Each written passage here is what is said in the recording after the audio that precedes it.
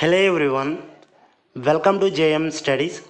ఈ వీడియోలో మనం 2024 ఏప్రిల్ 2వ తేదీ కరెంట్ అఫైర్స్ డిస్కస్ చేద్దాం. ఓకే, ఫస్ట్ వన్ చూద్దాం. మాతాబేరి పెర పచ్రా ఇటీవల జియో ట్యాగ్ని పొందింది. ఇది ఏ రాష్ట్రానికి చెందినది? Correct answer Tripura. త్రిపుర నుండి సాంప్రదాయ ఉత్పత్తులు మాతాబరి పెర ప్రసాద్ మరియు రిగ్నై పచారా వస్త్రాలు ఇటీవల భౌగోళిక సూచి ట్యాగ్ను సంపాదించాయి. దీనితో రాష్ట్రం మొత్తం 4 జిఐ రక్షిత ఉత్పత్తులను చేరుకుంది. మాతాబరి పెర ప్రసాద్ త్రిపురేశ్వరి ఆలయం నుండి తీపి, పాలు మరియు చక్కెరతో తయారు చేస్తారు. రిగ్నై పచారా వస్త్రాలు సాంప్రదాయ చేతితో నేసిన వస్త్రాలు, త్రిపుర యొక్క సాంస్కృతిక వారసత్వానికి ప్రతీక. ఈ ఉత్పత్తుల యొక్క జిఐ గుర్తింపు వాటి ప్రాముఖ్యత మరియు ప్రామాణికతను హైలైట్ చేస్తుంది. ప్రపంచ దృష్టిని మరియు మార్కెటింగ్ అవకాశాలను ఆకర్షిస్తుంది. నెక్స్ట్ వన్ చూద్దాం.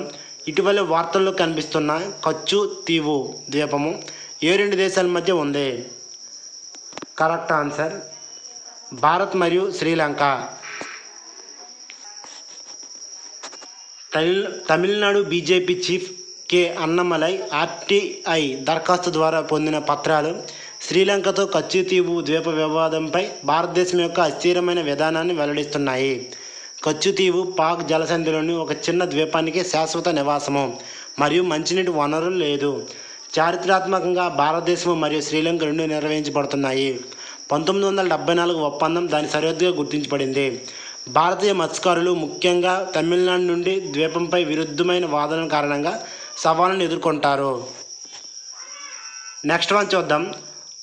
వార్తల్లో కనిపించిన బర్సానా బయోగ్యాస్ ప్రాజెక్ట్ ఏ రాష్ట్రంలో ఉంది? Correct answer Uttar Pradesh. Adani total gas limited అనుబంధ సంస్థ అయిన Adani total energies biomass limited ఉత్తరప్రదేశ్లోని మధురాలో బర్సానా బయోగ్యాస్ ప్లాంట్ యొక్క మొదటి దశను ప్రారంభించింది. 3 దశలలో అభివృద్ధి చేయబడిన ఈ ప్రాజెక్ట్ మొత్తం రోజుకు 600 టన్నుల సామర్థ్యాన్ని కలిగి ఉంటుంది. రోజుకు 42 టన్నుల కంప్రెస్డ్ బయోగ్యాస్ మరియు 217 టన్నుల సేంద్రియ ఎరువులను ఉత్పత్తి చేస్తుంది. ఇది భారతదేశపు అతిపెద్ద వ్యవసాయ వ్యర్థాల ఆధారిత బయో సిఎన్జి ప్లాంట్గా రూపుదిద్దుకుంది. 200 కోట్లకు పైగా ఖర్చు అవుతుంది. సుస్థిర మరియు గ్రీన్ హౌస్ వాయు ఉద్గారాలను తగ్గించడం కోసం అధునాతన వాయురహిత జీర్ణ క్రియ సాంకేతికతను ఉపయోగిస్తుంది. నెక్స్ట్ వన్ చూద్దాం. ఉత్కల్ దివాస్ 2024 ఇటీవల వార్తల్లో కనిపించింది. ఇది ఏ రాష్ట్రానికి సంబంధించినది? Correct answer Odisha. Odisha day అని కూడా పిలువబడే ఉత్కల్ దివాస్ ఏప్రిల్ 1, 1936 ఒడిస్సా ఏర్పడిన జ్ఞాపకార్థం. ఇది రాష్ట్ర సాంస్కృతిక మరియు చారిత్రాత్మక ప్రాముఖ్యతను సూచిస్తుంది. బ్రిటిష్ వలస పాలన నుండి ప్రత్యేక గుర్తింపు కోసం పోరాడటానికి ముగింపు పలికింది. ఏటా జరుపుకుంటారు. ఇది అలంకారాలు మరియు సంస్కృతి ప్రదర్శనతో సహా ఉత్సవాల ద్వారా ఒడిస్సా యొక్క గొప్ప వారసత్వాన్ని ప్రదర్శిస్తుంది. రాష్ట్ర జెండా యొక్క రంగులు ఒడియా గర్వం మరియు ఐక్యతను సూచిస్తాయి. ప్రాంతం యొక్క సాంప్రదాయాలు మరియు గుర్తింపును కాపాడుకోవడంలో ఈ ఈవెంట్ యొక్క ముఖ్య పాత్రను హైలైట్ చేస్తుంది. నెక్స్ట్ వన్ చూద్దాం. ఇటీవలే గ్లోబల్ జియో పార్క్స్ నెట్వర్క్కు ఎన్ని సైట్లు జోడించబడ్డాయి? Correct answer 18. మార్చి 2024లో యునెస్కో యొక్క executive board global geo park నెట్వర్క్కు 18 కొత్త సైట్లు జోడించింది. 48 దేశాలలో మొత్తం సైట్ల సంఖ్య 213కు చేరుకుంది. కొత్త సైట్లు Belgium, Netherlands, Brazil, China, Croatia, Denmark, Finland, France, Greece, Hungary, Poland, Portugal మరియు స్పెయిన్లో ఉన్నాయి. గ్లోబల్ జియో పార్కులు ఒక భౌగోళిక ప్రాంతాలు. ఇవి రక్షణ, విద్య మరియు స్థిరమైన అభివృద్ధి యొక్క సమగ్ర భావనతో నిర్వహించబడతాయి. నెక్స్ట్ వన్ చూద్దాం. ఇటీవల సాయుధ బలగాలు ఏ నగరాన్ని దేశం యొక్క మొట్టమొదటి ట్రై సిరీస్ కామన్ డిఫెన్స్ స్టేషన్గా స్థాపించాయి? Correct answer Mumbai.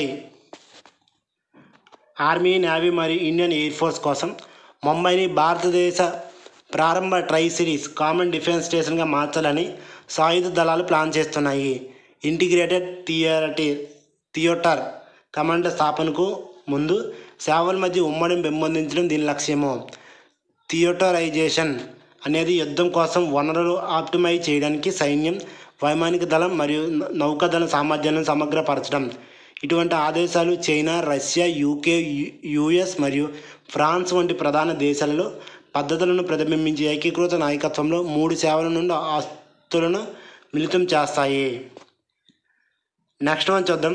ఇటీవలే నేపాల్ ఇండియా ఇంటర్నేషనల్ సాంస్కృతిక కాన్క్లేవ్ ఎక్కడ జరిగింది? Correct answer Kathmandu, Nepal. సాంస్కృతిక పరిశోధన మరియు విద్యను మెరుగుపరచడానికి భారతీయ మరియు నేపాల్ సాంస్కృతిక పండితులు ఏకమయ్యారు. ఢిల్లీలోని సెంట్రల్ సాంస్కృతిక విశ్వవిద్యాలయం మరియు ఇండియా ఫౌండేషన్తో పాటు నేపాల్లోని నీతి అనుసంధాన్ ప్రతిష్టాన్ నిర్వహించిన 3 రోజుల నేపాల్ ఇండియా ఇంటర్నేషనల్ సంస్కృత కాన్క్లేవ్లో కాఠ్మండులో 120 మంది నిపుణులు పాల్గొన్నారు. 5 పాయింట్ల తీర్మానంలో వార్షిక సమావేశాలు, ప్రచురించని సంస్కృత మాన్యుస్క్రిప్టుల అధ్యయనం, కేంద్ర గురుకులాల అభివృద్ధి, మద్దతు, ఉమ్మడి పరిశోధన మరియు శిక్షణ కార్యక్రమాలు ఉంటాయి. ఈ చొరవ సాంస్కృతిక సంబంధాలను బలోపేతం చేయడము మరియు సంస్కృతి వారసత్వాన్ని కాపాడడం లక్ష్యంగా పెట్టుకుంది. నెక్స్ట్ వన్ చూద్దాం. నీటి మట్టం కారణంగా ఇటీవల వార్తల్లో కనిపించిన వైగై, మెట్టూరు మరియు పాపనాశనం డ్యాములు ఏ రాష్ట్రంలో ఉన్నాయి? Correct answer Tamil Nadu. ఇటీవల వార్తల్లో వైగై, మెట్టూరు, పాపనాశనం సహా పలు డ్యాముల్లో నీటి మట్టాలను హైలైట్ చేశాయి. తమిళనాడులోని వైగై డ్యామ్ మదురై నీటి అవసరాలను తీరుస్తుంది. కావేరీ నదిపై ఉన్న మెట్టూరు డ్యామ్ కర్ణాటక నుండి వచ్చే ప్రవాహాలతో భారతదేశంలోని అతిపెద్దది. పాపనాశనం డ్యామ్ తిరునెల్వేలి మరియు టుటికోరిన్లోని పొలాలకు సాగునీరు అందిస్తుంది. ఇది శివుడితో అనుబంధం కారణంగా పవిత్రంగా పరిగణించబడుతుంది. నెక్స్ట్ వన్ చూద్దాం. ఇటీవల వార్తల్లో కనిపించిన సెన్నా స్పెక్టబిలిసి అంటే ఏమిటి? కరెక్ట్ ఆన్సర్ అధిక దాడి చేసే చెట్టు.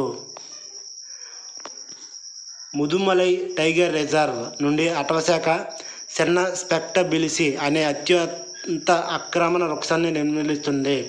వాస్తవానికి ప్రైవేట్ ఎస్టేట్లచే అలంకారమైన వృక్షాలుగా పరిచయం చేయబడిన మద్రాస్ హైకోర్టు స్థానిక నిల్వలపై పర్యావరణ ప్రభావం కారణంగా వాటిని తొలగించాలని ఆదేశించింది. లెగ్యూమ్ కుటుంబానికి చెందిన దక్షిణ మరియు మధ్య అమెరికాకు చెందినది. దాని ప్రకాశవంతమైన పసుపు పువ్వుల కోసం దీన్ని గోల్డెన్ వండర్ ట్రీ అని కూడా పిలుస్తారు. రింగ్ వార్మ్ మరియు ఆహారం ద్వారా సంక్రమించే వ్యాధి కారక చికిత్స సహా ఔషధ ఉపయోగాలు ఉన్నప్పటికీ స్థానిక జీవవరణ శాస్త్రాన్ని రక్షించడానికి దాని తొలగింపు అవసరము. నెక్స్ట్ వన్ చూద్దాం. చమయ వెలక్కు పండగ ఇటీవల వార్తల్లో కనిపించింది. ఇది ఏ రాష్ట్రానికి సంబంధించినది? కేరళ.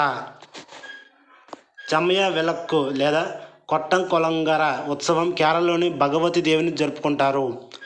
పురుషులు స్త్రీ వేషధాలను ధరించి ఊరేగింపుల ద్వీపాలను మోస్తారు. వారు చమయ వెలక్కును పట్టుకొని భక్తికి ప్రతిగా ఆలయం చుట్టూ ప్రదక్షిణ చేస్తారు. కక్క వెలక్కు పగటిపూట ఆచారాల కోసం 10 ఏళ్లలోపు అబ్బాయిలు అమ్మాయిల దుస్తులు ధరిస్తారు. ఈ వీడియో కానీ మీకు నచ్చినట్లయితే దయచేసి అందరూ కూడా లైక్ చేయండి. అలాగే మీ ఫ్రెండ్స్కి కూడా షేర్ చేయండి. ఇంకెవరైనా సబ్స్క్రైబ్ చేయకపోతే అందరూ సబ్స్క్రైబ్ చేసుకోండి.